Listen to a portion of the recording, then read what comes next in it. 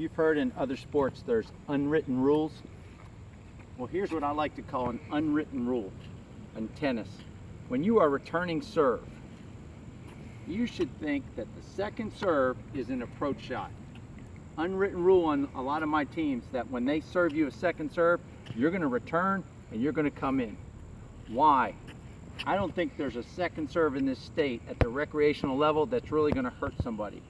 Number two, you know where that serve's going to land. That's the advantage the returner has.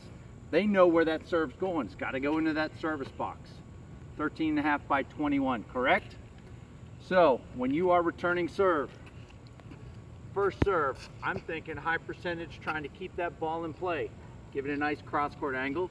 I like to go short angle to run the player, but if I get it deep, I'm okay with that too. I just want to make sure it's away from the net player. Number two, if I get a second serve, I'm coming in, baby, early and often. I want that server to feel my pressure. That when that serve goes in, he's got to get ready for what? For me to attack. My partner and I rush and crush. Now, think in terms along the line of how the match progresses. When the server is serving to me on the ad side, 15 serving 30, he really doesn't want to go down 15-40.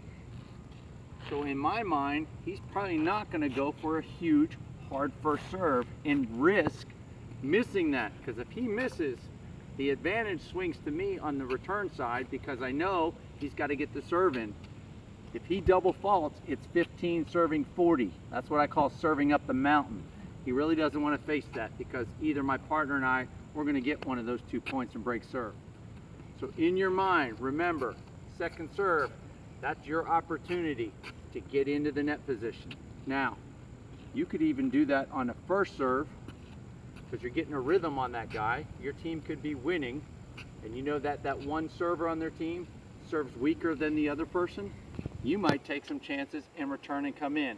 What I like to do, instead of taking a big cut on the return, is keep the racket close to the body and just try to block it.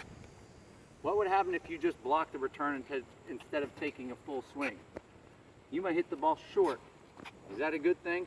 I think it's a great thing because the server or the server at the baseline is now having to go in and get a low ball, elicit that high response. My partner and I at the net can be aggressive and put away the volley or the overhead.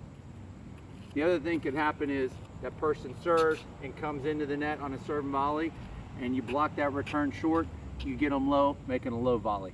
Then they pop it up, your partner crosses, or you come in and close. All right?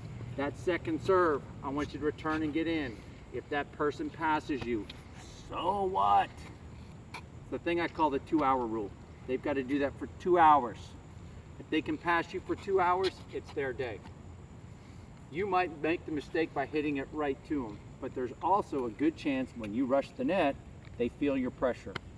All right? I'd rather apply pressure than face pressure.